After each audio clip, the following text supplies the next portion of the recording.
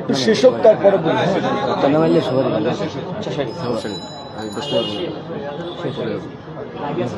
আচ্ছা, ওকে। প্রথমে আপনাদেরকে ধন্যবাদ জানাই এবং আপনাদেরকে অভিনন্দন জানাই যে আপনারা জীবনের ঝুঁকি নিয়ে অনেক ধরনের চাপ উপেক্ষা করে যতটুকু নিউজ দেওয়া গেছে, সংবাদ কাভারেজ দেওয়া গেছে, তার চেয়ে বেশি আপনারা চেষ্টা করেছেন। এটা আমরা ব্যক্তিগতভাবে দেখেছি, শুনেছি এবং আমরা জানি। কতিপয় সাংবাদিক হয়তো আপনার পদলেহন করে পয়সা প্লটের জন্য নিজেকে বিকিয়ে দিতে পারে, কিন্তু অধিকাংশ সাংবাদিক সমাজ এই পরিস্থিতির মধ্যেও তারা দেশের মানুষের পক্ষে ছিল।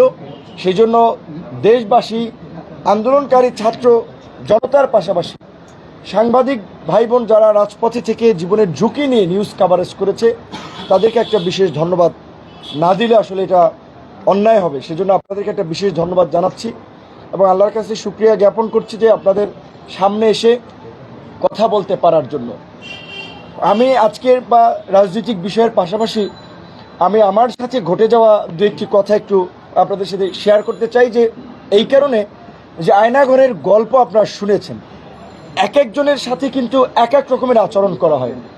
আমাকে 18ই জুলাই ভোর রাতে বা মধ্যরাতে 3টা কি 3:30টার দিকে আমাকে তুলে নিয়ে যাওয়া হয়। আমি তো আমার ছোট বাচ্চা আমার কাপড়ে প্রস্রাব করে দিয়েছিল, আমার কাপড়টা ভিজা। আমি বলেছিলাম যে ভাই আমি কাপড়টা চেঞ্জ করে যাই। চিলে যেমন স্বীকার করে ঠিক অমনিভাবে গেঞ্জি এখানে আমাকে একেবারে চ্যাং দোলা করে আমাকে টেনে এসছে নিচে নামানো। আমার বাচ্চা প্রস্রাব করা কাপড়টা পর্যন্ত আমাকে চেঞ্জ করতে দিল, আমার পায়ের জুতাটা পর্যন্ত আমাকে নিতে দেয়নি। কিন্তু গাড়িতে উঠেই এই জম টুপি বলে যেটা, কালো টুপি পরাইলো, হাই সাউন্ডে মিউজিক গাড়িতে, অর্থাৎ যেন আশপাশের কোনো শব্দ টব্দ আমি শুনতে না পাই। তারপরে রাতেই নিয়ে গেল, এই চোখ মুখ বেঁধে জিজ্ঞাসাবাদ এবং সেই সাথে মানে বলতে পারেন যে আপনার অমানবিক মারধর করে। তারপর যে আমার শরীরে কাঁপুনি চলে আসে, আমার মুখ দিয়ে লালা বের হয়ে যায়। তারপরে তারা ডাক্তার আনে। তাদের সিস্টেম কতটুকু মানে মানসিক নির্যাতন করার জন্য উন্নত সিস্টেম। এই নির্যাতনের পরে তার ডাক্তার আনে, ডাক্তার চোখ বাঁধা আমাকে ইনজেকশন দেয়। আমি ইনজেকশন দেয় কিসের ইনজেকশন? এটা কি ভালো না মন্দ, না এর সাথে কোনো জীবাণু ঢুকিয়ে দিচ্ছে আমি তো জানি না। আমি চোখটা কাপড়টা একটু সরিয়ে ভদ্রলোককে দেখার চেষ্টা করেছিলাম, সে খাপ করে আমার হাত ধরে ফেলছে। ওনারে কথা বলতে বলতে জিজ্ঞেস করলাম, উনি বলে আমাকে মাঝে মাঝেই এরকম আনে। তারপরে রাতে ঘুমেই পড়ি, সকালবেলা খাবার দেয় অন্ধকার ঘরেই। একটা ছোট্ট মহসিন হল, ঢাকা বিশ্ববিদ্যালয়ে যারা গেছেন, নিচে যে সিঙ্গেল রুমগুলো থাকে ওই রকমের একটা রুমের মধ্যে বাথরুম, লাইট নেই, খাবার দিছে মোমবাতি জ্বালাইয়া, দিনের খাবার না রাতের খাবার জানি না।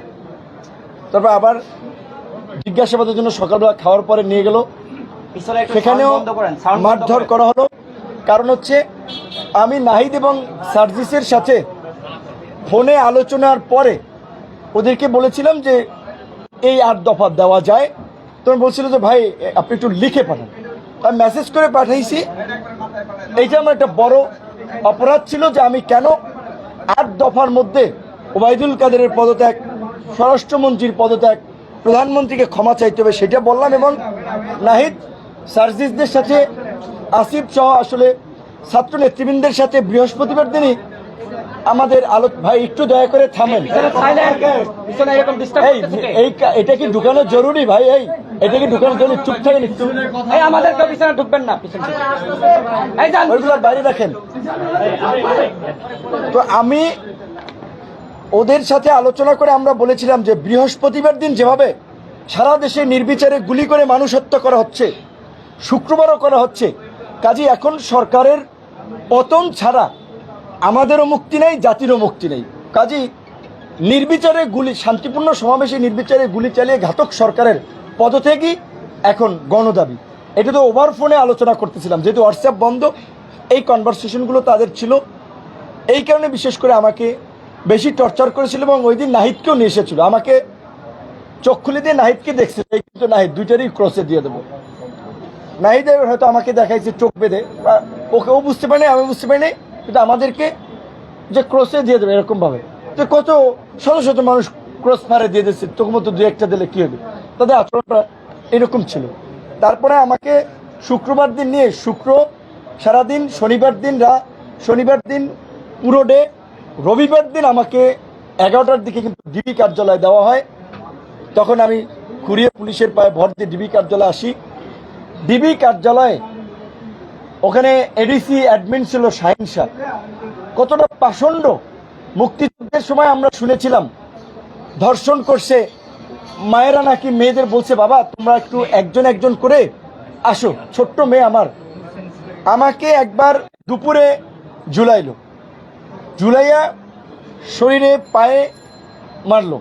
কেন মারছে জানেন? তাদের কিন্তু বেশিরভাগ ক্ষোভ হচ্ছে যে শালা তুই প্রধানমন্ত্রীকে নিয়ে কেন গালিগালাজ করিস, তুই আওয়ামী লীগের আমলে বিপি হইছস, তুই সরকার উৎখাতের আন্দোলনে কেন তারেক রহমানের হয়ে তুই আন্দোলন করস। এই ল্যাঙ্গুয়েজ মানে প্রফেশনাল কোনো খুব জিজ্ঞাসাবাদ না, জিজ্ঞাসাবাদ যা করেছে। আবার একটু দেখেন, এই যে নাট্যকার ডিবি হারুন, আমি বলছি যে বাতের হোটেল ম্যানেজার, আমি বলছি যে তিনি নাট্যকার, দারুণ অভিনেতা। নাট্যকার ডিবি হারুন, আন্দালিব রহমান পার্থর সাথে আমার ব্যক্তিগত সম্পর্ক ছিল। আমি ঈদের আগে তাকে বলছিলাম যে আমি একটু ওই ফ্যামিলি ক্রাইসিসে আপনি 10 লাখ টাকা আমাকে ধার দেন, আমি আপনাকে আবার দিব হানে। তো সে বলছে যে তোমার সাথে তো আমার ধারের সম্পর্ক না, ঠিক আছে এই এখন এইটা নাও, আর যদি মেকআপ না হয় আবার নিও। সে 4 লাখ টাকার ধার, মানে আমাদের একটা ব্যক্তিগত সম্পর্কে যে ঈদের আগে সেইটারে বানাইছে 64 লাখ টাকা দিছে নাকি, এবং কত ধরনের রংচং মাখাই প্রচার করলো। এবং এই যে ধরেন সেই সময় টিভি, 71 টিভি বা এরকম ধরেন আরো অনেকে রংচং মাখি প্রচার করেছে। এখন আমি সময় টিভির স্টাফদের দোষ দেবো না, 71 টিভির স্টাফদের দোষ দেবো না, তারা তো চাকরি করে, তাদের অর্ডার ক্যারি করতে হয়, তারা করেছে। কিন্তু বিশেষ করে এই কথাটা এই প্রসঙ্গে চলে আসছে এই কারণে আমি নিজে এখন খুব উদ্বিগ্ন আমার নিরাপত্তা নিয়ে, দেশের ভবিষ্যৎ নিয়ে। যে দেশে যা চলছে এটা তো আর একটা নৈরাজ্য চলছে, এই নৈরাজ্য চলতে পারে না। এখনই মার্কেট দখল, বিল্ডিং দখল, টিভি চ্যানেল দখল, লঞ্চঘাট দখল, খেয়াঘাট দখল, মিল ফ্যাক্টরি দখল। এই যে কোন বাংলাদেশ? এই বাংলাদেশের জন্য কি আমরা বিপ্লব করেছি না? আজকে আমরা তরুণরা এই যে এখানে বসে আছে যারা 18 সালে কোটা সংস্কার আন্দোলন করার কারণে মাইরে ককটেল দিয়ে তারে বলছে বিপিনুরা রাশেদ তারে এই ককটেল মিছিলে মারার জন্য দিয়েছে। প্রত্যেকটা এই শাকিলের মতো মানুষকে র্যাব আপনার অপহরণ করে নিয়ে গেছিল। অনেক এই যে তরুণরা, আমরা যে 18 সালে কোটা সংস্কার আন্দোলন শুরু করে আমরা যখন বুঝতে পেরেছি যে কোটা একটা চাকরির ক্ষেত্রে একটা পয়েন্ট, রাষ্ট্র সংস্কার না হলে আমাদের মুক্তি নাই, তাই কিন্তু আমরা দেখেছেন আপনারা কোটা সংস্কার আন্দোলনের পরপরই আমরা রাষ্ট্র সংস্কারের জন্য এই গণ অধিকার পরিষদ নামক তারুণ্যের নতুন ধারা রাজনৈতিক দল, জনতার অধিকার আমাদের অঙ্গীকার, আমাদের অঙ্গীকার দেশ হবে জনতার, এই স্লোগানকে ধারণ করে আমরা এই দলটা গঠন করি। আমরা যদি 18-র পরে এই 24-এর যদি নির্বাচনে অংশগ্রহণ করতাম, অনেকের এমপি হওয়ার মতো আপনার ট্যাক্স ফাইল ছিল না, অনেকের বয়স হয় নাই, তাহলে আমরা কেন জীবন দিচ্ছি, আমরা কেন সংগ্রাম করছি? এই যে এই আন্দোলনে ছাত্র অধিকারের কমিউনিটি কলেজের সহসভাপতি, কদমতলী থানার যুগ্ম সদস্য সচিব শহীদ হলো, এই চট্টগ্রামে, রংপুরে, অনেকে, সারা দেশে তো শহীদ হয়েছে অসংখ্য মানুষ।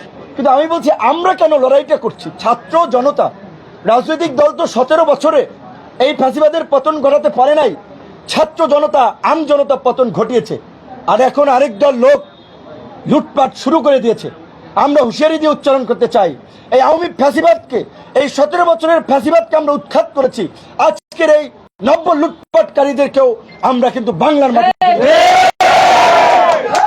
যে যা লুটপাট করেছেন, যেখান থেকে লুটপাট করেছেন সেখানে রেখে যাবেন।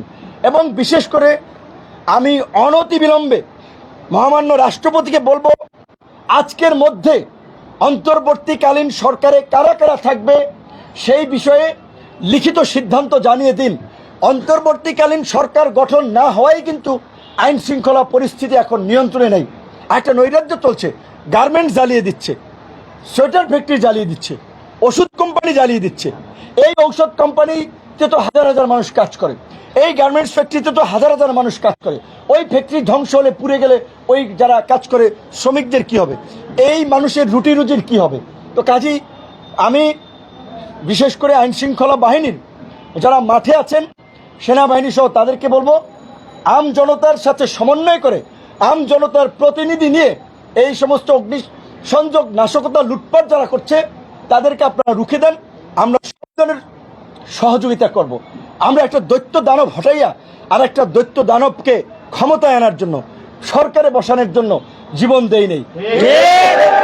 এই দেশের ছাত্র যুবক তরুণদের রক্ত অনেক ঝরেছে, 52-তে ঝরেছে, 62-তে ঝরেছে, 69-এ ঝরেছে, 71-এ ঝরেছে, 90-এ ঝরেছে। গত 17 বছরে সাবেক কোনো এমপি, সাবেক কোনো মন্ত্রী, কোনো আমলা রাজপথে পুলিশের গুলিতে মারা যায় নাই, ওইভাবে গুম হয় নাই। সাধারণ মানুষ, সাধারণ কর্মী তারা গুলি খেয়েছে, রক্তাক্ত হয়েছে, জীবন দিয়েছে। কাজী এই বিপ্লবের পরে যে নতুন সরকার ব্যবস্থা, নতুন রাষ্ট্র ব্যবস্থা, সেখানে আম জনতার, জনগণের চাওয়া পাওয়ার প্রতিফলন থাকতে হবে। আমরা যারা এই প্রজন্মের রাজনীতি করি, কোটা সংস্কার থেকে এই রাষ্ট্র সংস্কারের আন্দোলন করেছি, এই স্বপ্ন বাস্তবায়ন না হওয়া পর্যন্ত আমরা সদা জাগ্রত আছি।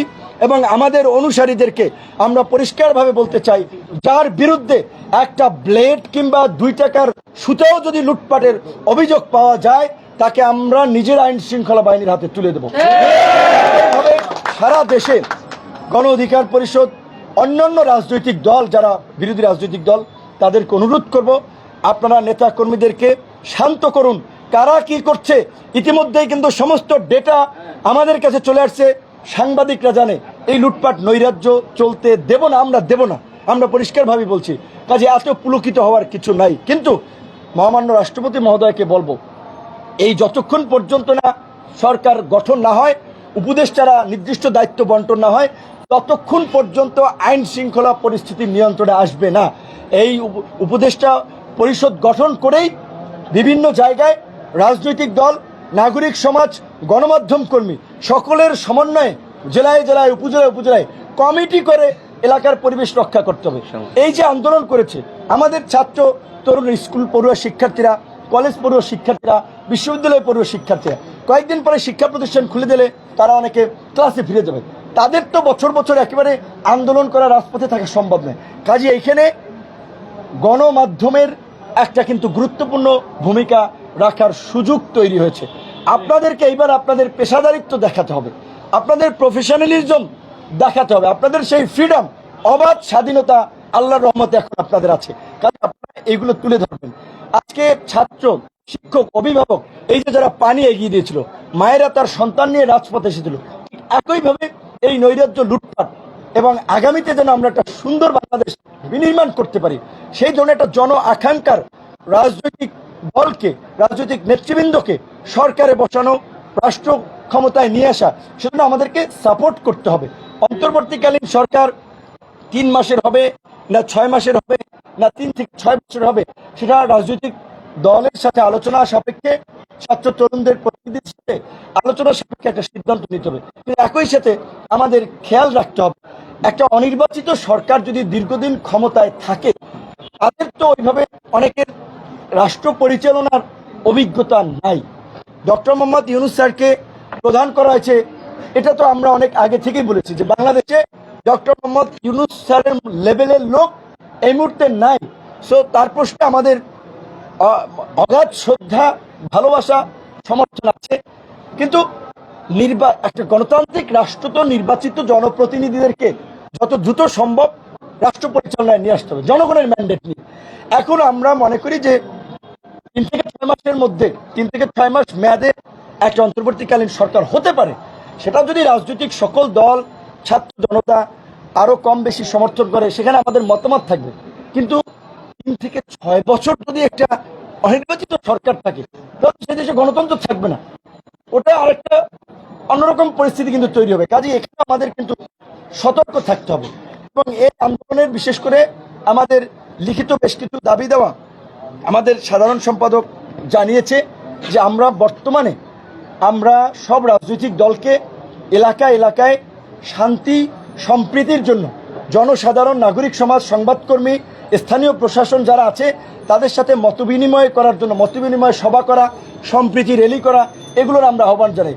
গণ অধিকার পরিষদের পক্ষ থেকে আগামী শুক্রবার বিকাল 3টায় গণ অধিকার পরিষদের কেন্দ্রীয় কার্যালয়ে আমরা এই সম্প্রীতি আমরা একটা সমাবেশ করব, যেখানে বিভিন্ন মত পথের, ধর্ম, বর্ণের মানুষ থাকবে। আমাদের এই ঢাকার সমাবেশ থেকে সব মত পথের মানুষের নিয়ে আমরা পুরো জাতির উদ্দেশ্যে একটা জাতীয় ঐক্য এবং সম্প্রীতি প্রতিষ্ঠায় আমরা আবেদন জানাবো। আপনাদের মাধ্যমে আমরা দেশবাসীকে আমরা জানাচ্ছি। কিন্তু এই মুহূর্তে যেটা সবচেয়ে বার্নিং ইস্যু, একজন রিক্সাওয়ালা গুলিবিদ্ধ হয়েছে, একজন ঠেলা চালক গুলিবিদ্ধ হয়েছে। আমি ডিবি কার্যালয়ে ছিলাম, আমি কারাগারে ছিলাম। বিশ্বাস করবেন, এখান দিয়ে রক্ত পড়ছে, গায়ে গেঞ্জি নাই। আমার মায়া লাগছে। আমার 2টা টি-শার্ট আমি দিয়ে আসছি। যে ও বলছে হকারি করে পানি বেছে, পানি বাসে যে পানি বেছে, শশা বেছে, লুঙ্গি পরা ওই অবস্থায় ধরে নিয়ে আসছে। গুলিবিদ্ধ, শরীর পয়সা যাচ্ছে, পা দিয়ে রক্ত পড়ছে, পুজ বের হচ্ছে। ধরেন আমরা যারা একটু পরিচিত নন ফেস, তাদের একটু যদি বলি বুকে ব্যথা, হসপিটালে নিয়ে যায়, কারো হসপিটালে নাপা টাপা দেয়। কিন্তু আমপাবলিক যে ওদের সাথে অমানুষের মতো আচরণ করে। তো এই যে জেলখানায় যারা আছে, বাইরে যারা আহত আছে, এই আহতদের চিকিৎসা আমি সেনা প্রধানকে অনুরোধ জানাবো যে আপনি যেমনিভাবে বলেছেন গণহত্যাকারীদের প্রত্যেককে বিচারের মুখোমুখি করা হবে। বিচার তো অবশ্যই হবে। ভারতের সাথে দেন দরবার চালিয়ে শেখ হাসিনাকে বাংলাদেশে ফিরিয়ে আনতে হবে। এই গণহত্যার জন্য শেখ হাসিনার বিচারের মধ্য দিয়ে বাংলাদেশে দৃষ্টান্ত স্থাপন করতে হবে যে জনগণের বিরুদ্ধে গিয়ে এইরকমের গণহত্যা চালিয়ে কোনো ঘাতক সরকার রক্ষা পায়নি। একই সাথে আওয়ামী লীগের এমপি, মন্ত্রী, আওয়ামী লীগের এই লুটপাট এবং এই ফ্যাসিবাদের সাথে যারা জড়িত ছিল, অনতিবিলম্বে তাদের অ্যাকাউন্ট ফ্রিজ করে দিতে হবে, যেন তাদের অ্যাকাউন্ট থেকে বেনজিরের মতো টাকা পয়সা যেন সরিয়ে না নিতে পারে। এবং আমরা এখন এই লুটেরাদের সম্পদ কেউ কিনবেন না, ফ্ল্যাট কেউ কিনবেন না, টেলিভিশনের মালিকানা কেউ নেবেন না। এই লুটেরাদের সম্পদ রাষ্ট্রীয়ভাবে আপনার এটা বিক্রি করে নিলামে তুলে এই আন্দোলনে যে যারা আহত হয়েছে, নিহত হয়েছে, তাদের পরিবারকে ক্ষতিপূরণ দেবে। তাই বলছি যে ওদের সম্পদ আপনি অল্প টাকায় কিনে নেবেন, এইটা কেউ করবেন না। আমরা কিন্তু বলছি যে খুঁজে বের করব। তো কাজে আমরা সেনাবাহিনী, অন্তর্বর্তী সরকার, তাদের প্রতি আমরা এটা অনুরোধ জানাবো যে এই আহতদের এখনও অনেকে চিকিৎসা নিতে পারছে না, ব্যক্তিগত আমরা এখানে নাম এন্ট্রি করব। যারা দরিদ্র পরিবারে আছে তাদের তালিকা করে আমরা একটা তালিকা তাদের কাছে দেবো যে যারা এখন আহত এই অবস্থায় আছে, এবং নিহতদেরও একটা আমরা তালিকা করব। আমাদের দপ্তর সমন্বয়ক শাকিলুজ্জামান এবং আমাদের গণমাধ্যম সমন্বয়ক আবু হানিফ, দুজন তারা এই টেবিল ফেলে এখানে আহত এবং নিহতদের তালিকা করবে। আপনারা যারা অনেকে লাশ ভয়ে এলাকায় নিয়ে যান নাই, অনেকে লাশের কথা বলেন নাই, তারা দয়া করে এইখানে এসে তাদের পরিচয়গুলো, নামগুলো আমাদের লিপিবদ্ধ করবেন। আমরা রাষ্ট্রপতির কাছে, সেনাপ্রধানের কাছে, অন্তর্বর্তীকালীন সরকার প্রধানের কাছে আমরা এগুলো তুলে দেব। নিহতদের পরিবারের সাথে আমরা দলের পক্ষ থেকে আমরা দেখা করার সিদ্ধান্ত নিয়েছি। আহতদের আমি সংবাদ সম্মেলনের পরেই ঢাকা মেডিকেলে যাব। আমি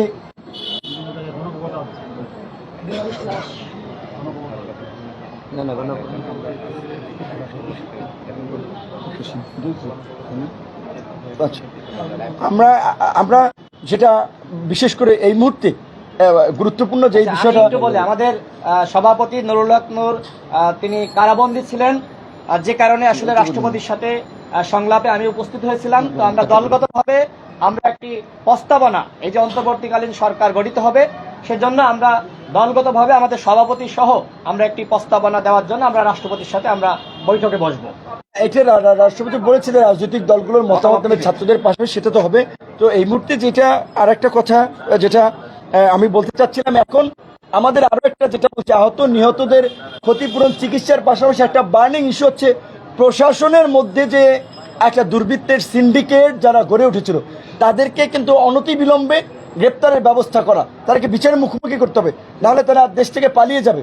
এবং সামগ্রিকভাবে যে আমাদের একটা রাষ্ট্র মেরামত বা এই মুহূর্তে ইন্টারিম গভর্নমেন্ট যেটা করতে পারে তার একটা রূপরেখা সংক্ষিপ্তভাবে কিন্তু আমাদের সাধারণ সম্পাদক উল্লেখ করেছে যে শিক্ষা প্রতিষ্ঠানে গণতান্ত্রিক মূল্যবোধ বিকশিত করার জন্য সকল বিশ্ববিদ্যালয় কলেজগুলোতে ছাত্র সংসদ নির্বাচন করা, ঢাকা বিশ্ববিদ্যালয়, রাজশাহী বিশ্ববিদ্যালয়, জাহাঙ্গীরনগর সহ 4টি যে স্বায়ত্তশাসিত বিশ্ববিদ্যালয় আছে, দেশের সমস্ত পাবলিক বিশ্ববিদ্যালয়গুলোকে স্বায়ত্তশাসন দেওয়া। কারণ যদি স্বায়ত্তশাসন থাকে সেখানে শিক্ষকদের কিছুটা ফ্রিডম থাকে, ছাত্রদের কিছুটা ফ্রিডম থাকে, ছাত্র সংসদ নির্বাচন যদি থাকে এবং এই আপনার স্বায়ত্তশাসন যদি থাকে, তাহলে এই যে ছাত্র সমাজ একেবারে 52 থেকে 71, 90 থেকে 24 বারবার যে প্রতিবাদের মাধ্যমে ফ্যাসিবাদ গণবিরোধী সরকারকে রুখে দিয়েছে, এইটা রুখে দিতে পারবে।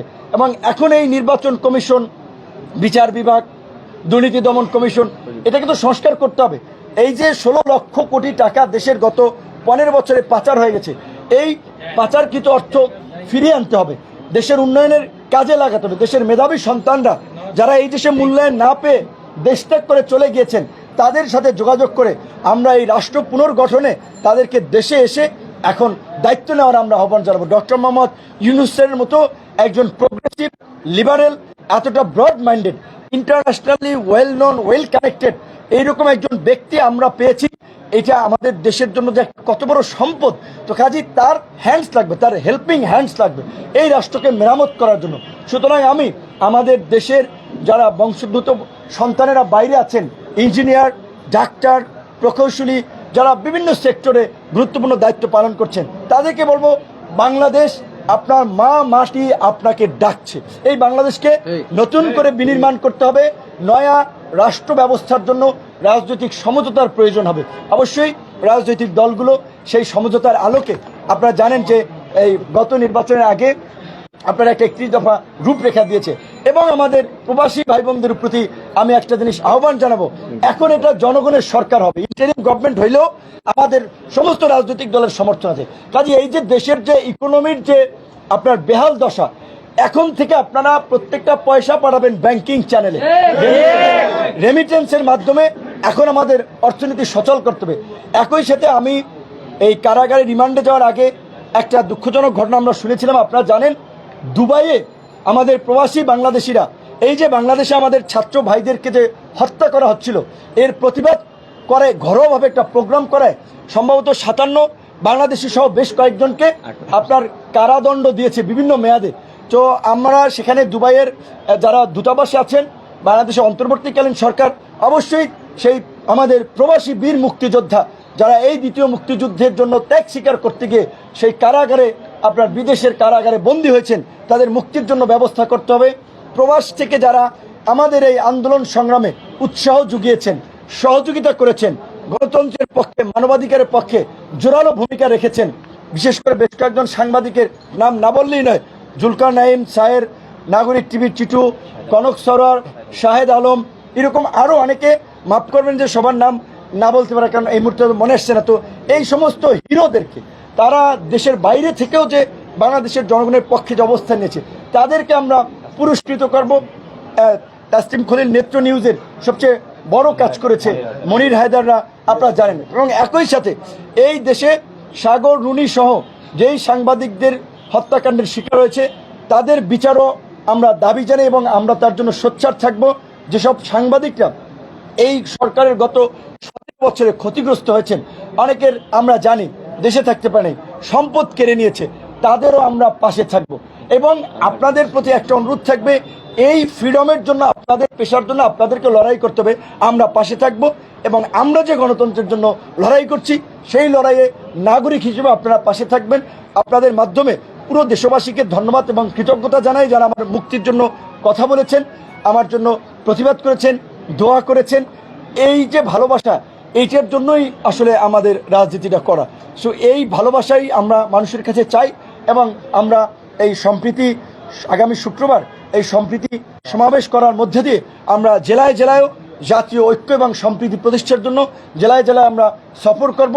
আমরা আমাদের নেতাকর্মী সহ সব দলের নেতাকর্মীদেরকে আবারও শান্ত থাকার অনুরোধ জানাই। বিশেষ করে একটা কথা বিশেষভাবে উল্লেখ করা দরকার, হামলা হয়েছে মাশরাফির বাড়িতে, সেটা অনাকাঙ্ক্ষিত, আমরা নিন্দা জানাই। কিন্তু প্রচার করা হচ্ছে যে সংখ্যালঘু লিটন দাস। তাহলে এই যে ভারতীয় গণমাধ্যম যে বাংলাদেশ বিষয়ে যে নেগেটিভ প্রোপাগান্ডা ছাড়াচ্ছে, বিভ্রান্তি ছড়াচ্ছে, শুভেন্দু অধিকারী যে পশ্চিমবঙ্গের যে বিজেপির যে সভাপতি, তিনি বলেছিলেন যে 1 কোটি হিন্দু শরণার্থীকে নাকি বাংলাদেশ থেকে ভারতে পাঠিয়ে দেবে। কোন কুলাঙ্গার এই দেশের একজন সংখ্যালঘুকে ভারতে পাঠাবে? কে তাদের উপরে হামলা করবে সেটা আমরা দেখবো। তা আমার দেশের ভাই, আমাদের বন্ধু, আমাদের স্বজন, বরঞ্চ আমরা যেটা তথ্য পাচ্ছি, এখানে আওয়ামী লীগাররা দেশের যাই চামুন্ডা লেসপেন্সার আছে তারা এবং ভারতীয় গোয়েন্দা সংস্থা রয়ের ষড়যন্ত্রে বিভিন্ন জায়গায় এই সংখ্যালঘুদের উপরে হামলা হচ্ছে এবং এই ঘটনাকে বিশ্ব মিডিয়ায় প্রচার করার জন্য যে এই যে বাংলাদেশে মৌলবাদের উত্থান হচ্ছে, উগ্রবাদীরা রাষ্ট্র ক্ষমতা দখল করছে, সেখানে সংখ্যালঘুরা নিরাপদ দেয়। কিন্তু আমি বিএনপি, জামাত, গণ অধিকার পরিষদ সহ সকল রাজনৈতিক দলকে অনুরোধ করব, যেই যে এলাকায় সংখ্যালঘুরা আছে আপনারা তাদের সহ একটা কমিটি করে তাদের ঘর বাড়ি সম্পদ আপনারা পাহারা দেবেন। এবং আমরা প্রত্যেকটি সংখ্যালঘু ভাই বোনকে বলবো, অন্তত গণ অধিকার পরিষদের নেতাকর্মীরা প্রয়োজনে রাত জেগে আপনাদের বাসা পাহারা দেবে। আপনারা যদি আক্রান্ত হন, গণ অধিকার পরিষদে এইখানে আপনারা এই খবরটুকু পৌঁছে দেবেন। এই যে ঘর পোড়ার মধ্যে যারা আলু পোড়া খেতে চায়, এদের ভিডিও রাখুন। ইন্টারিম গভর্নমেন্ট হইলে বিচারের মুখোমুখি তাদের হতে হবে। ভাবছে যে কি সরকার এরা গঠন করে বলাইছে, তারা লুটপাট করছে, এমপি হয়ে গেছে, মাস্তান হয়ে গেছে, গুন্ডা হয়ে গেছে, এখনই মার্কেট দখল, আরেকজনের ফ্ল্যাট দখল, আরেকজনের টেলিভিশন চ্যানেল দখল, আরেক সাংবাদিককে মাইরা হাউস থেকে বের করে দেওয়া, এই নৈরাজ্য আমরা চাই না। আমরা একটা শান্তি সম্প্রীতির বাংলাদেশ চাই, একটা সহনশীল সমাজ চাই, একটা গণতান্ত্রিক মূল্যবোধের সমাজ চাই। মারামারি, হানাহানি, প্রতিশোধ, প্রতিহিংসা এই দেশে গত 53 বছরে চলেছে। এই অ্যানালগ রাজনীতি, old generation corrupted politics, dirty পলিটিক্সকে তরুণ সমাজ ধুয়ে মুছে তারা পরিষ্কার করে নতুন রাজনীতি, নতুন বাংলাদেশ বিনির্মাণ করবে। যেই কারণেই তরুণরা আজকে এই শিক্ষা প্রতিষ্ঠান থেকে রাজপথে, কোটা সংস্কার থেকে রাষ্ট্র সংস্কারের দাবি তুলেছে। রাষ্ট্র সংস্কার করেই তরুণরা, যারা শিক্ষার্থী তারা শিক্ষা প্রতিষ্ঠানে ফিরবে, যারা রাজনীতি করছে তারা আগামীর বাংলাদেশের নেতৃত্ব দেবে। আপনারা সবাই ভালো থাকবেন।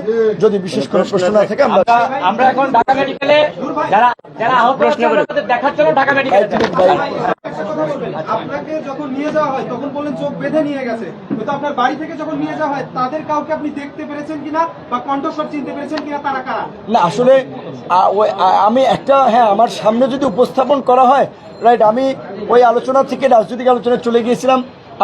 আমি একজনকে চিনতে পারবো, তার পুরো ফেস আমার মেমোরিতে সেট হয়েছে। যেমন ডিবি কার্যালয়ে আমাদেরকে মারধর করেছে এই আপনার এডিসি অ্যাডমিন ছিল শাহিন শাহ, তার রুমে, এবং আরেকজন ছিল ঢাকা মহানগর সম্ভবত উত্তরের যুগ্ম কমিশনার খন্দকার নুরুন নবী, তার রুমে চোরের মতো আপনার হাতে হ্যান্ডকাপ পরা, হাত আপনার এই যে আঙ্গুল ফ্র্যাকচার করে ফেলেছে, এখনো নাড়াতে পারি না। তাদের চোখ খোলা অবস্থায় মেরেছে শাহিন শাহ, নুরুন নবী, তাদেরকে তো আমরা চিনি। এবং আরও যারা এই যে মেরেছে, এটা কিন্তু ওই শাহিন শাহ, নুরুন নবীদেরকে ধরলেই কিন্তু বের হয়ে যাবে। এবং এটা শুধু বিপিনুর একা মার খেয়েছে এইটা না, অনেকে সামাজিক অবস্থানের কারণে নেতাকর্মীরা ডিমোটিভেট হবে, এই কারণে মাইর খেয়ে রক্তাক্ত হয়ে নতুন পাঞ্জাবি পরে আদালতে হাজির হয়েছে। কিন্তু আমি বলেছিলাম যে জামাতের সেক্রেটারি জেনারেল একজন মুরব্বী মানুষ, তার মতো মানুষের গায়ে হাত তুলেছে। জাতীয় দলের ফুটবলার আমিনুল সাহেব ছিলেন, এই যে ঢাকা মহানগর দক্ষিণের মজনু ভাই, উত্তরের নীরব ভাই, তাদের মতো মানুষকেও ঝুলিয়ে মেরেছে। এইটা বললাম আপনাদেরকে। তো কাজী এই যে আয়নাঘরের এই দুর্বৃত্তরা, এদের বিরুদ্ধে তো অবশ্যই ব্যবস্থা নিতে হবে, না হলে তো এই আয়নাঘরে আবার জন্ম হবে। এবং আয়নাঘর কোথায় কোথায় আছে, আয়নাঘরে আরও যারা বন্দী আছে তাদেরকে অবশ্যই মুক্ত করতে হবে। এবং আমরা আয়নাঘর ভেঙে তছনছ করে দেবো। এই বাংলাদেশে কোনো আয়নাঘর ভাই, আরেকটা বিষয়, 5ই আগস্টের বিজয় উল্লাসের পরে রাতের বেলায় বিভিন্ন থানায় আপনারা জানেন ঘটনা ঘটে। গতকালকেও রাজারবাগ পুলিশ লাইনে অনেকগুলো লাশ গিয়েছে, যারা সিনিয়র অফিসার তারা কেউ লাশের দায়িত্ব নিচ্ছেন না, এমনও তথ্য এসেছে। এবং আপনারা জানেন 4 থেকে 5টা টেলিভিশনে ভাঙচুর, লুটপাট এবং হামলা চালানো হয়। আমার কথা যে এই ঘটনাগুলো কারা ঘটাচ্ছে বলে আপনি মনে করেন, এবং যারা এখানে কাজ করছে পুলিশ সদস্য কিংবা সংবাদকর্মী যারা ভেতরে রয়েছে, তাদেরও তো সংসার রয়েছে, এই বিষয়ে আপনার কি বক্তব্য আছে? না, এটা পরিষ্কার আমরা বলেছি, কিন্তু এরা স্পষ্টত দুর্বৃত্ত এবং লুটেরা, যারা এই বিভিন্ন প্রতিষ্ঠানে অগ্নিসংযোগ করছে, ভাঙচুর করছে। এবং এই যে এখন আমাদের বিজয় হয়েছে, তাহলে এখন কেন থানায় আক্রমণ করা হবে? এই যে ধরেন ডিবি হারুন সাহেব কিংবা এই নুরুন নবী কিংবা এডিসি শাহিন শাহ, এই রকমের পুরো ডিবি কার্যালয় আমার ধারণা আপনার ধরেন 15 থেকে 20 জন অফিসার হবে, যে যারা বেপরোয়া ছিল মারধর করেছে, তাহলে বাকি অফিসাররা তো ভালো। আর এই অপকর্মগুলো করেছে অফিসাররা, কনস্টেবল, একজন এসআই, তারা তো আমাদের সাথে কিছু করেনি। এই যে কারাগারে গিয়েছিলাম, কারারক্ষীদের অত্যন্ত ভালো ব্যবহার, মানবিক ব্যবহার, তাহলে কেন একজন নিরীহ কনস্টেবল এসআইকে মারা হচ্ছে? অস্ত্র লুট করা হচ্ছে, থানার অস্ত্র কারা লুট করবে? এই অস্ত্র কোথায় নিয়ে যাবে? তো এটা স্পষ্টত দেশে আরেকটা নৈরাজ্য। এবং এই ধরনের পরিস্থিতিতে আপনারা জানেন যে ৭৫-এর পর বিভিন্ন কু পাল্টা কু হয়েছে, কাজেই এখনো কিন্তু কু পাল্টা কু, নতুন ষড়যন্ত্র হওয়ার সমূহ সম্ভাবনা রয়েছে। তাই আমি সমস্ত দেশবাসীকে বলবো, আমাদের সজাগ থাকতে হবে। অন্তর্বর্তীকালীন সরকার, আমরা প্রেসিডেন্টকে বলবো আজকের মধ্যে ঘোষণা দিতে, কারণ সরকার ঘোষণায় যত দেরি হবে তত ষড়যন্ত্র ডালপালা মিনবে, তত নানান ধরনের অনাকাঙ্ক্ষিত ঘটনা ঘটবে। আলোচনা মতামত তো দিয়েছেন, এখন কেন লেট করছে? এই লেট করার মধ্যে দিয়ে কিন্তু দুর্বৃত্তদেরকে সুযোগ দেওয়া হচ্ছে।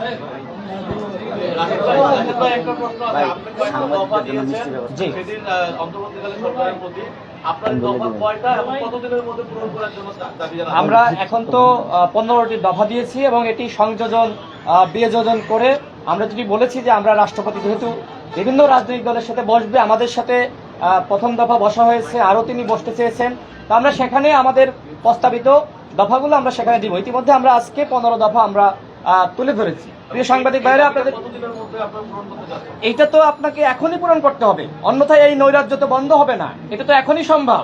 প্রধান নির্বাচন কমিশনারকে সরিয়ে দেন, স্পষ্ট প্রমাণ রয়েছে তিনি রাষ্ট্রের সাথে, জনগণের সাথে বেইমানি করেছেন। পুরো নির্বাচন কমিশন, তো এরকম যারা রয়েছে সাংবিধানিক প্রতিষ্ঠানে, প্রশাসনে, গোয়েন্দা সংস্থায় যারা দুর্বৃত্ত, ওই আপনার এরকম যারা অন্যায়কারী রয়েছে, তাদেরকে সরিয়ে দেন। এটা 2 দিনের মধ্যে সম্ভব। সুতরাং আমরা মনে করি এটা আগামী 48 ঘন্টার মধ্যে আমরা যে প্রস্তাবনাগুলো ইতিমধ্যে গণমাধ্যমের সম্মুখে জাতির সামনে হাজির করেছি, সেটি আগামী 48 ঘন্টার মধ্যে বাস্তবায়ন করতে হবে। অন্যথায় যেটি আমাদের সভাপতি বলেছে যে আমাদের নেতৃত্বে এই সকল দুর্বৃত্তদের যারা এতদিন মানুষকে গুম করেছে, খুন করেছে, তাদেরকে দাঁত ভাঙা জবাব দেওয়া হবে। এবং নতুন ভাবে যারা এখন লুটপাট করছে, অন্যায় করছে, সংখ্যালঘুদের উপর হামলা করছে এবং একই সাথে থানা ঘেরাও করছে, পুলিশ প্রশাসনের উপর হামলা করছে। গতকালও একজন পুলিশের ঊর্ধ্বতন কর্মকর্তা সহধর্মিনী আমার সাথে যোগাযোগ করেছে। তিনি বলছেন যে ভাই, আমার হাজবেন্ড একজন সৎ অফিসার, আমার 2 মেয়ে, তাদেরকে নিয়ে আমি ঢাকা শহরে পালিয়ে রয়েছি, আমার হাজবেন্ড রাজশাহীতে কর্মকর্তা, সেও পালিয়ে রয়েছে। তো এরকম পুলিশের মধ্যে অসংখ্য ভালো মানুষ রয়েছে। সুতরাং আমরা সকল পুলিশকে আমরা কখনোই দোষী বলতে পারি না। সুতরাং এটি বন্ধ করতে হবে এবং একই সাথে সংখ্যালঘুদের নিরাপত্তা দেওয়ার জন্য গণ অধিকার পরিষদ অন্তত সংখ্যালঘুদের পাশে রয়েছে। আমরা তাদেরকে অভয় দিয়ে বলতে চাই, কোথাও যদি সংখ্যালঘুদের উপর হামলা হয়, মন্দিরে হামলা হয়, আপনারা ভিডিও ধারণ করবেন, সিসিটিভি ক্যামেরায় অবশ্যই তথ্যপত্র থাকবে, আমাদেরকে জানাবেন। যারা এই হামলাকারী, প্রয়োজনে আমরা তাদেরকে প্রতিরোধ করব। প্রিয় সাংবাদিক ভাইরা, আমরা এই মুহূর্তে আমরা ঢাকা মেডিকেলে যাব এবং যারা আহত হয়েছে আমরা সেই আহত তাদেরকে আমরা দেখতে যাব। কোনো প্রশ্ন থাকলে আপনি করতে পারেন। এবং সর্বশেষ যে কথাটি বলতে চাই, এই যে 500 প্রিয় সাংবাদিক ভাইরা, প্রায় 5 শতাধিক শিক্ষার্থী এবং জনতাকে গুলি করে নির্মমভাবে এবং কুপিয়ে হত্যা করা হয়েছে। গণ অধিকার পরিষদের পক্ষ থেকে আমরা তাদেরকে দ্বিতীয় মুক্তিযোদ্ধা হিসেবে আমরা তাদেরকে ভূষিত করছি এবং শহীদ পরিবারের পাশে গণ অধিকার পরিষদ থাকবে। রাষ্ট্রীয়ভাবেও আমরা অবশ্যই, যেহেতু আমরা রাজনীতি করছি, একসাথে আন্দোলন করেছি, যে সরকারই আসুক না কেন অবশ্যই সেই সরকারে গণ অধিকার পরিষদ থাকবে। আমরা রাষ্ট্রীয়ভাবে এই সকল শহীদ পরিবারের পাশে দাঁড়াবো ইনশাআল্লাহ।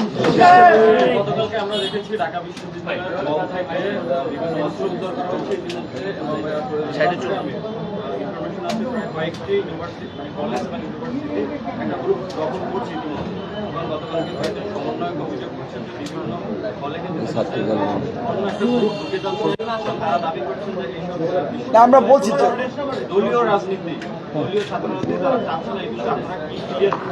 না, প্রত্যেকটা কলেজ বিশ্ববিদ্যালয় যদি ছাত্র সংসদ নির্বাচন দেয়, তাহলে এই দলীয় রাজনীতির যে লেজুর ভিত্তির অপরাজনীতি, এগুলো এমনি ভ্যানিশ হয়ে যাবে। আর ওই যে বললাম, এখন যারা সাময়িক ধরাকে সরা জ্ঞান মনে করে লুটপাট করছে, এখন আপনার নৈরাজ্য চালাচ্ছে, তাদেরকে তো বিচারের মুখোমুখি করা হবে। ভিডিও তথ্য প্রমাণ আমরা ধারণ করছি, কেউ পার পাবে না। সরকার গঠিত হইলে interim government law and order ঠিক করে কাজ করবে এবং আমরা তাদেরকে সহযোগিতা করব। সবাই বিচারের মুখোমুখি।